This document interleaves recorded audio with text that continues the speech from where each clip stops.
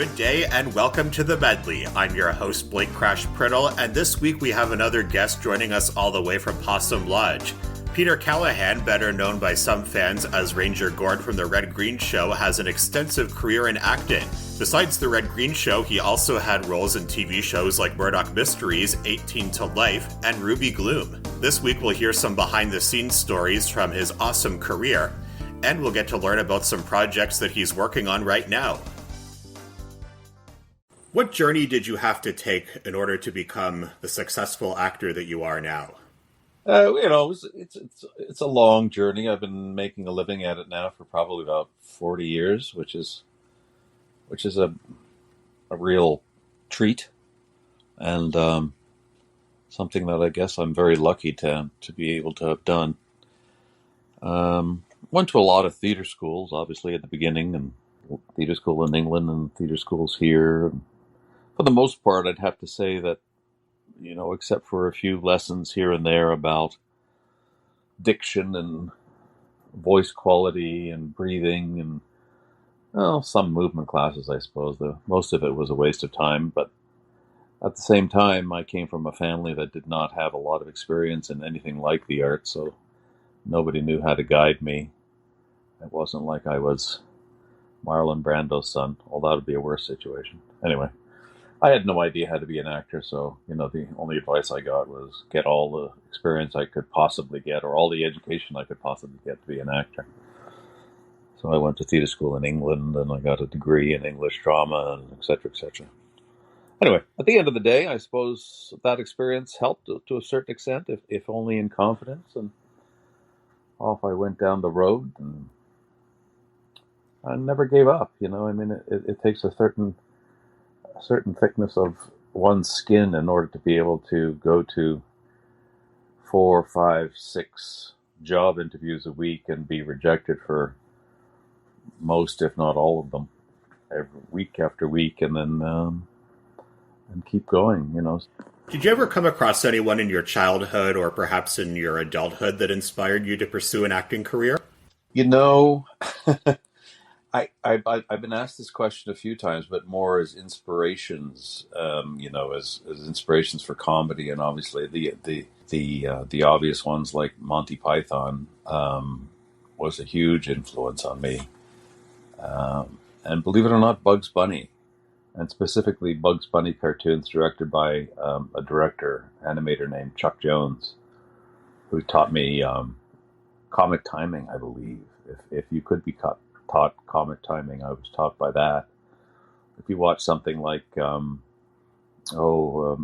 think it's called A Night at the Opera, or Bugs at the Opera, or the square dance with Bugs getting cross-dressing as a square dance caller, and the guys doing takes the camera. I mean, that's all for me so influential at the beginning in what I did, which was, I suppose, 80-90% comedy at the beginning. And other than that, I had a high school teacher named Harry Wu who recognized I had some talent as an actor, and very instrumental in influencing me to get on stage, even though I was a desperately shy kid. But I found out pretty early on that I could talk safely with the words of somebody else in my mouth, rather than risk the fact that I was being myself and being mocked or ridiculed or any of the other things that shy people are afraid of. What was your first ever on-screen role? Because you have quite the resume, and we're going to talk about Ranger Gord a little bit later, but I'd like to know about the very first time that you appeared on camera. What was that like? Well, in different permutations, I guess. I started out as an extra in where I grew up in Montreal. So in the 80s, when I was growing up, there was an awful lot of, I guess for lack of a better word, they were called sort of tax haven productions, where, if you were a dentist, you could get tax credits for donating $50,000 to the making of a Canadian movie, as long as it had a Canadian director and a Canadian cinematographer and a Canadian actor. So there was an awful lot of those, but the outcome of that was that there was an awful lot of abuse of the system, so that there was sort of all sorts of nefarious characters getting involved, and softcore movies being done with tax dollars. So that quickly got shut down. But the good part of it was that on the other side of that, there was quite a few movies made in Montreal, and you could walk around old Montreal and walk from corner to corner and see, Red Square from in Moscow on one corner and a little French town on the next corner, and it was a fantastic time. But for the most part, bigger roles, and for somebody starting out, there was nothing for you. So I did an awful lot of extra work. So the only sort of decent story I have about that was in a film called. Oh gosh, it used to be called Final Assignment. I think it was renamed. It was directed by a guy named Paul Almond, who was a Canadian director, and it had Burgess Meredith and Michael York and Geneviève Bujold. And I was a Russian soldier extra with an awful lot of ambition. So I quickly figured out, how to be on camera, where the camera was pointing, and whenever I went on camera, I happened to just sort of think, I think I'll pause here and do Russian gibberish. So I would pause in front of the camera during various takes, and I would do Russian gibberish. So I'd be on camera, and words would be coming out of my mouth. But I would always be told very quickly, no, don't say anything. Just you can point, but just run off quickly. But I didn't. I just kept doing it. I don't know where I got the guts, but I just kept doing it. Eventually, if you find this movie with those three actors in it, you could see me, and they had to dub me into some Russian. Had to dub my gibberish Russian into real Russian, and the consequence was like I got paid more because I was on camera speaking words, so to speak, my own nonsense words. So, anyways, I guess that's the first time I was on camera. And speaking role, I think it was a Jean Coutu commercial in which I said, "Anytime, my friend," was the very first time I did any kind of on-camera word that I actually legitimately earned and got paid for. So, yeah, that would have been, I suppose, yeah, sorry, no, I misspoke about the 80s. It was the 70s when all of those movies came around. So this would have been the late 70s when I did that Final Assignment movie and the Jean Coutu commercial. Because I guess it was 81 where I was already in Toronto. Well, working with Michael York must have been a cool experience. Michael York, a.k.a. Basil Exposition from Austin Powers. Yeah, a very nice man, as I recall. But, it was a terrible, cold atmosphere there. There wasn't a lot of money to shoot the movie, and so it was desperately cold in winter, like just physically cold. So I think everybody was really cold, and nobody's mouth was working properly because it was so cold. So it was very difficult to sort of, do any kind of socializing. So we just sort of did our job and went on our way. There I was. Before doing on-camera work, were you in any school plays or any community theater? Yes, I wasn't in any of them. I was in all of them. Anything I could possibly get, I did. And so I did, 2 or 3 school plays a year in high school, and then John Abbott College, a professional theater program. I was in a few plays there, and then where did I go after that? I went to Dawson College, and I got an education being in front of a camera instead of on screen. And everybody else in the program at Dawson wanted to be, a director or a producer or a writer, and I was the only one that wanted to be an actor. So I was lucky enough to get all the on-camera parts, which was perfect because I, had never had any experience on camera. So I did a lot of that. And then I went to Concordia University and I did plays there. And then I went to the London Academy in England and I did plays there. And then I came back and I did plays at York University. And then I did the Shaw Festival in 1983. And one of the first sort of non-union things I did was a terrible film called Screwballs, 1980, 81, somewhere in there. Unwatchable, so don't even look it up. But one role that was really good, and that was that of Ranger Gord on the Red Green Show, which is an absolutely iconic Canadian TV show, and it must have been just amazing to play that role. It was. I mean, Steve Smith and I had history going back before that in a show called The Comedy Mill. And in The Comedy Mill, we did a bunch of different sketches, and I played this very lonely, over-officious Akela, Boy Scout Akela, named Gord, and it turned out really funny. And so the show that he did right after the Comedy Mill was the Red Green show, where he took a character that he had on this other show called the Comedy Mill, which was kind of a takeoff on the Red Fisher show, which is probably way before your time, but it was just a guy sitting in a boat talking to friends, fishing, cracking a joke, and then cooking some pickerel and potatoes, and that's the end of the show. So he made he made a really good run at making it funny, and my gosh, he is genuinely one of the funniest men I have ever worked with. Great story. But the very first time I met him, he gave out audition pieces for everybody to read, which was very smart. He was a producer. He was starting a new show, and he wanted to see if like-minded people had like-minded senses of humor. So he gave everybody the same audition to do. So there I was doing the audition, and it was early in my career. It was early 80s. Young, scared, doing the audition. And I could feel the chair that I was sitting on as I was doing the audition sort of creaking and wobbling underneath me. Anyway, towards the end of the audition, I leaned back, and the whole chair just completely gave out on me. And I literally fell on my ass with my ankles going over my head. And I gathered myself up, and I was incredibly embarrassed, and everybody was sort of saying, "Are you okay?" And then I got up and I said, "Oh, geez, Steve, I'm really sorry. The chair was lousy." And Steve said, "Oh, no. Don't worry about it. You took it a lot better than the last guy." So I thought, yeah, that's pretty funny. I want to work with this guy. Did you ever talk to any real forest rangers to help you prepare for the role of Ranger Gord?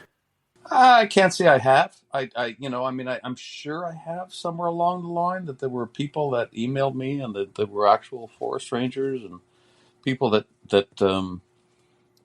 were fans of the show that sort of anteed in every once in a while. And nothing really comes to mind. I know that there were certain people that wanted to become forest rangers and asking me for advice. Not much I can tell you there, my friend. So yeah, I'd have to say, not that comes to mind, and I apologize to anybody I may have omitted. Yeah, my mom used to be in a junior rangers program back in the day, and she said that it was a very challenging job. And I know that Ranger Gord, he liked what he did, but he was also very lonely, so I always tried to find some ways to stay occupied up in the tower, even if that meant doing something like playing the guitar to 8-track. Yeah, and not knowing how to play the guitar either. So yeah. I think one of my favorite Ranger Gord moments was when Ranger Gord and Red, they were playing a game called Grab-a-Tat. That was where you would reach into a box and then you would pull out some kind of a plant, and you had to name what plant it was. And Red Green pulled out a leaf that he thought was mint, and Ranger Gord says, "Nope, try again. No, it's got to be mint." And he says, "Nope, it's poison ivy." Remember that? Yeah, I remember that. Very funny. Gosh, he was funny. And the cartoons we did were a great time too. And it was a guy that was straight out of animation school, Sheridan College. Sheridan College? I think it was Sheridan. Anyway, and Steve enlisted him to make these very, cheap, fast cartoons, which I guess is very sort of early CGI, computer generated stuff, and so these things would pop up, and they would obviously be very funny because it'd be written by Steve or Rick or whatever, Rick Green. And I would sit there in the studio, and I would just record them all in a day, 8-10 cartoons, and do all the voices at the same time. And I'd start with Ranger Gord, and then I'd go on to Red, and then I'd go on to Harold or whoever else I was doing, and do all their lines at the same time, so it wouldn't be confusing. But it was so much fun to do those, and they turned out really well. I know younger kids are enamored of those things. They're actually talking about making an animated Red Green now. I don't think I'm being too. I don't think I'm letting the cat out of the bag and saying I'm not supposed to say it, but I think they are making an animated Red Green show.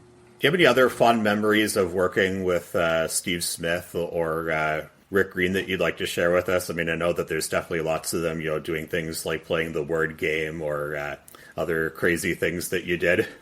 Well, the show, the Red Green show, started off very, very, very low key, and there was very little money at the beginning. And I do distinctly remember the production manager who also made lunch, whose mother also made lunch, and who also drove the car, and who also made the props, and me and Steve, and one camera guy who also did the sound would find, or the production manager found a kid's treehouse somewhere in Hamilton, and it was built between two or three pretty rickety looking trees, and it wasn't that new. And we'd get up there, the three guys, the weight of us, and on a windy day, the thing used to sway like crazy. And we thought, okay, we're either going to do this and it'll be funny, or we're going to do this and we'll die. So it'll be in memoriam of all of us dying in this treehouse. And it eventually graduated to us being in a very opulent set on the CBC with a CGI background of forest and a beautifully made treehouse, and in between Port Carling on a real treehouse and a real sort of 100 foot treehouse. Yeah, I mean, lots of great memories. I mean, Steve had a cottage for years on Moon River in the Muskokas, and whenever we had some time off, he would invite whoever the people were that were up the next week to go and spend the night or two, and we'd go up and we'd learn lines and we'd make up new stuff. And as jobs go, it was one of the most satisfying jobs I've ever had. Harold, the character of Harold, started on the Second City stage, and I did the touring company with Pat McKenna. I've known Pat, I want to say, since the mid '80s, when his baby was born. I remember, and we would do a sketch, and I don't remember exactly what the sketch was, but the point was I was supposed to be a very sort of stoic, conservative father with a tie and a pipe and a cardigan and reading my newspaper. And McKenna used to show up as this Harold character, but with 10 times more energy, and he'd stand a foot and a half away from my head and undulate. And I just, for the life of me, and the audience, people that came and saw the show more than once would say they came back just to see if I could hold it together for McKenna doing that character in front of me. And he knew what he was doing. Because he not only he did that character, but he wore a swimming cap at the same time. And if you can imagine Harold with a swimming cap on and glasses doing that, it was virtually impossible. I defy anybody to try to keep it together when he did that a foot and a half away from me. But we he, again, one of the funniest guys I know, and we've remained friends for forever. But I guess if Pat is one of those guys that is good for the funny, and I'm sort of, we're great. We always thought we'd do a great sort of Dean Martin, Jerry Lewis duo, because I'd be the straight guy and he'd be the Jerry Lewis type, or and every once in a while we'd do a fundraiser and we'd do something where I'd sing a Dean Martin song and he'd do a Jerry Lewis type thing around me. But yeah, we've been friends ever since. I can imagine that at times it was probably hard to keep a straight face on the set of the Red Green show or the other comedy roles that you were a part of, because I know lots of people, myself included, that can barely keep a straight face watching the show in the living room, let alone on the set. Yeah, very much. And it made even more difficult when the show, I think for the first, how many years it was on? It's got to have been on 15, 17 years or something. But for the last, I want to say maybe 7 years, it was in front of a live audience. And we had hardly had time. Like, we'd show up at the CBC at around 2:00, and we'd do a run through of the sketches. So you had to know your lines, you had to know what you were doing, you had to know your character. You do that, the camera it would also be a camera rehearsal for the studio, and then I think at around 6 or 7 o'clock they let the audience in, and we do 2 shows. We do one at 7 and one at 8, something like that. But that was difficult. Like, when you weren't too used to what McKenna or Steve would be doing, there'd be times when you would just laugh. But the audience enjoyed it. But it's the kind of thing where you had to sort of back up and do it all again, and you couldn't do it the same way because it was in front of an audience, and you'd have to sort of switch it up a little bit so they would laugh a little differently or a little bit more than the first time. Speaking of the CBC, you had a reoccurring role on Murdoch Mysteries as Terrence Myers.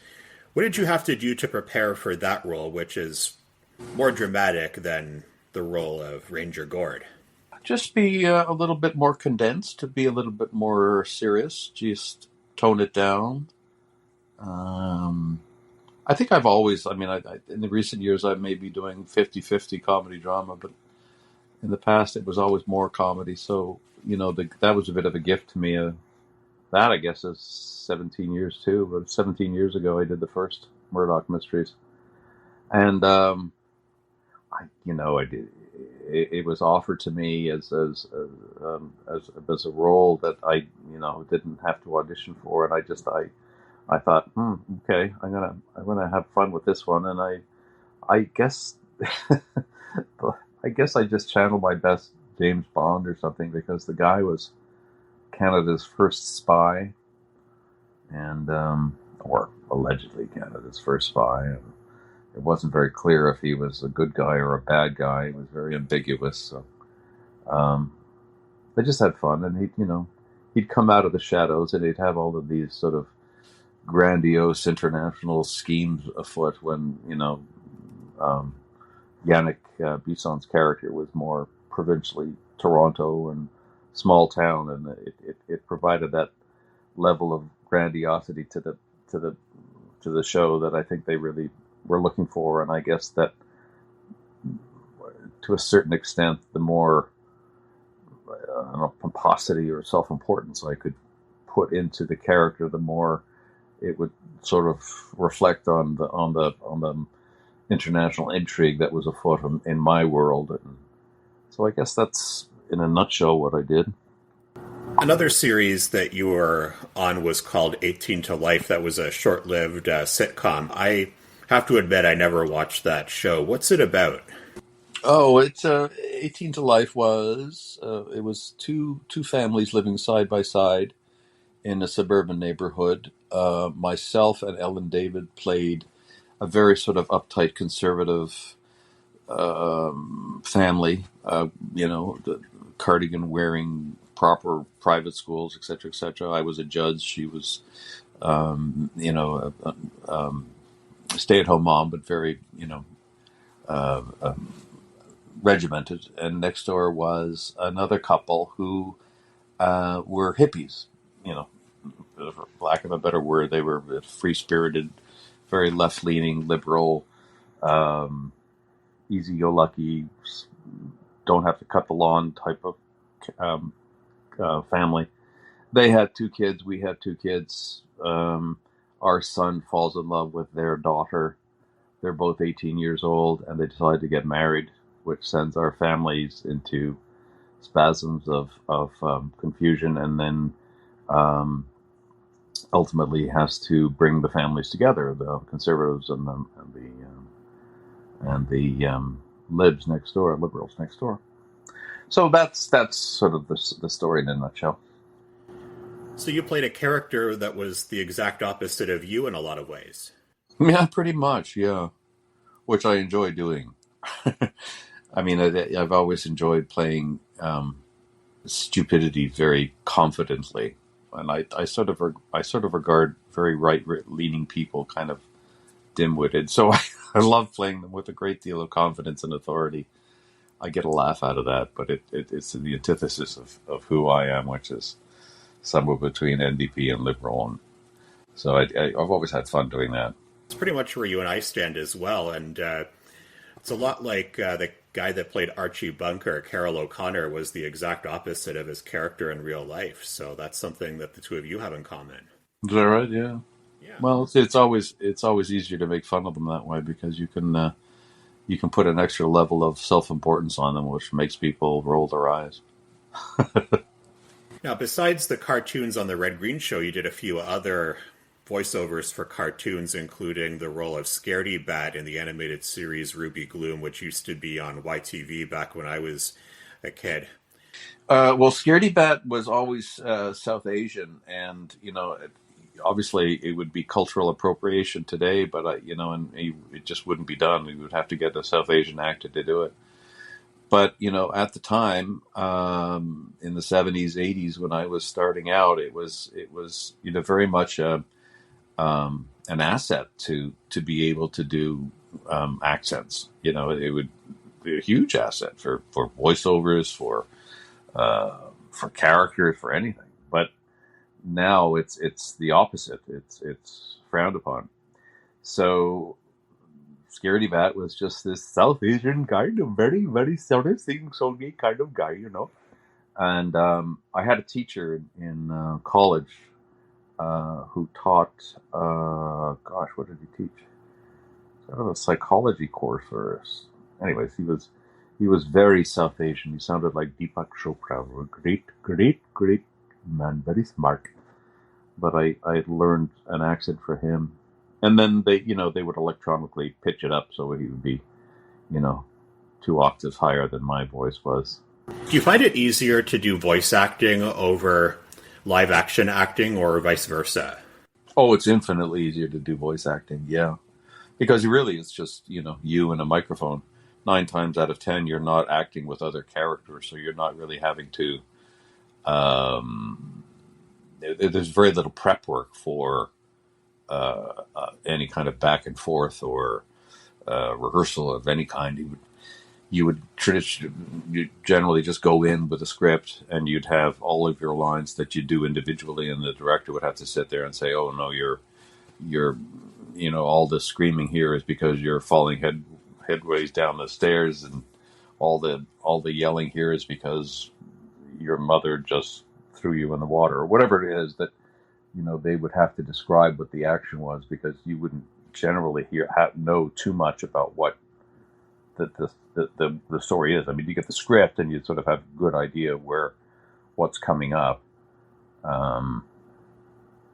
So yeah, it's much easier, and you can stand there in your jeans and t-shirt and just have fun for a couple hours. And it was a great deal of fun, because like working in radio too, because then you don't have to worry about putting makeup or combing your hair or anything like that too, since you're just in front of the microphone. Well, exactly right. I mean, right as we speak, I'm having a bath. Not really, no. Yeah, I kind of knew you weren't, but you've done all kinds of roles over the years, both dramatic and comedic. Would you prefer to do dramatic or comedic roles? I'm gonna have to defer to the comedic roles. I think that it's always been a lot more fun to do comedic roles, but at the same time, I think that if I have a strength in comedy, it's playing comedy straight. In other words, it's playing comedy with a great deal of confidence. And in other words, I'm not trying to, with a few exceptions here and there, obviously, but I'm not trying to be cartoony or goofy or,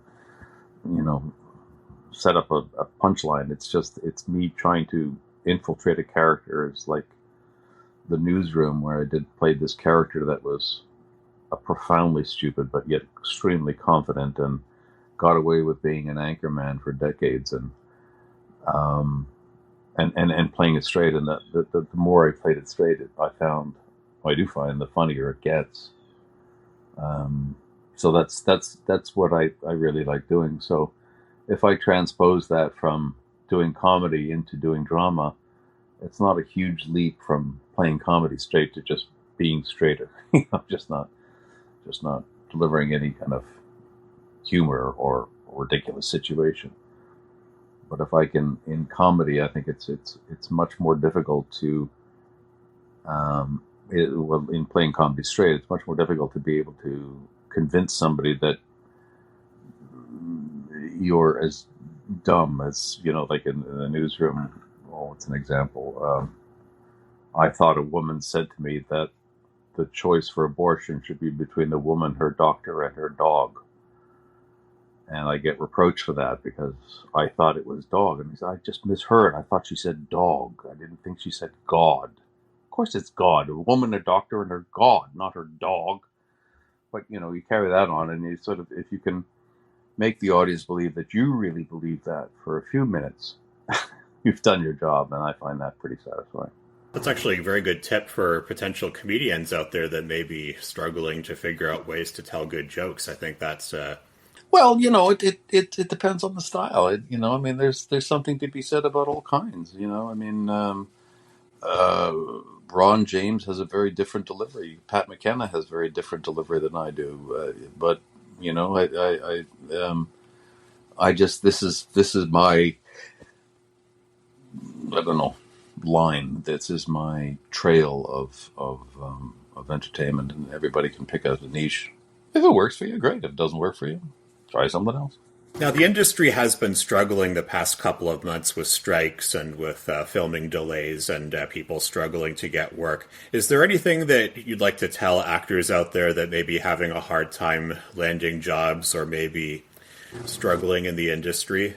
It's a very difficult time right now. I think that, especially as a Canadian actor, you really have to sort of be a Canadian activist as well. So I think an awful lot of union work feeds directly into that sort of line of thinking. And by that, I mean that, my father-in-law, who passed away last year, he was advocating for Canadian arts and culture in the 50s and the 60s, and somebody before him, and then there'll be somebody after me. But I think it's an ongoing fight that we have to be very vigilant that we don't disappear in the ethers among a monolithic culture like the Americas or even Britain. I think we always compared ourselves as colonists to the British in the 40s and 50s. My late mother-in-law used to do theater in the 40s, 50s, and 60s in Toronto, and if it wasn't a British show, if it was a Canadian show, it was sort of frowned upon. Couldn't possibly be as good as a British show. And similarly on our standard broadcast styles in the 70s, 80s, and 90s, and now that it has come into streaming and various platforms for entertainment delivery, it's incumbent upon us to make sure that we maintain our standards of culture, and we do have standards of culture that's heads and shoulders above many others, especially what's happening in America right now. It's very important. I think we need to tell Canadian stories by and for Canadians, and if we lose that voice, I think we'll just be this nebulous ooze of culture without any kind of identity, which ultimately gives us all pride and meaning for who and what we are and where we came from and where we're going. The mythology of, anything from John Wayne and the Wild West of the United States to the astronaut program, to anything else that goes on. It's very strengthening for our culture. And we have to make sure that we tell stories like that of and by us. Having said that, it's very difficult because the money generally flows to celebrities, and we also need to make sure that we celebrate success more than we have in this country. I think it's always been very difficult for any kind of, lack of a better word, star system in this country, because we generally don't like to celebrate success. I think if you take an example of, Mike Myers or Ryan Gosling or Ryan Reynolds coming back to Canada to work, you would automatically think, oh, I guess they're not doing so well there because they want to work in this country. And I think it should be the other way around. I think if they're coming back here, it's because it's important for them to revel in their own culture. But, that's the way it's been set up for decades, and it's going to be continuing that way for a long time. It's the Olympics down in Hollywood, and it's a bit of a sideshow here. But we do have to make sure that we carve out a piece of our own pie, or make sure that our side of the foundation is strong. A lot of times actors are on gag orders and they can't really talk about upcoming projects, but are there any upcoming projects that you're working on now that you are allowed to tell us? Yeah, well, I'm working on a film that is about. It's kind of a it's kind of a funny traditional Christmas movie, a very albeit a very smart, very sort of a Ted Lasso type movie, Christmas movie about 60 something people falling in love instead of 20 or 30 something people falling in love at Christmas. So that's coming down the way. Hopefully, we'll get that started this summer. I just started a recurring part or a possible recurring part on a show called what's it called? Sorry, Sullivan's Crossing. Murdoch will be coming back. I think Red Green is doing a cartoon. Pretty happy with a show I did for it's called Family Law, and it aired down in the States on Acorn a couple of weeks ago, and for an odd twist, it doesn't air in Canada for another few months. Well, I look forward to seeing those projects, and Peter, it was great to have you on the medley this week, and I wish you the best of luck with your future endeavors. Thanks, Blake. Thanks for having me. And that was Canadian actor Peter Keleghan, better known as Ranger Gord. I'm Blake Crash Priddle, and I hope that you enjoyed this week's edition of the medley. And don't forget, we're all kinds of different. Keep your stick on the ice.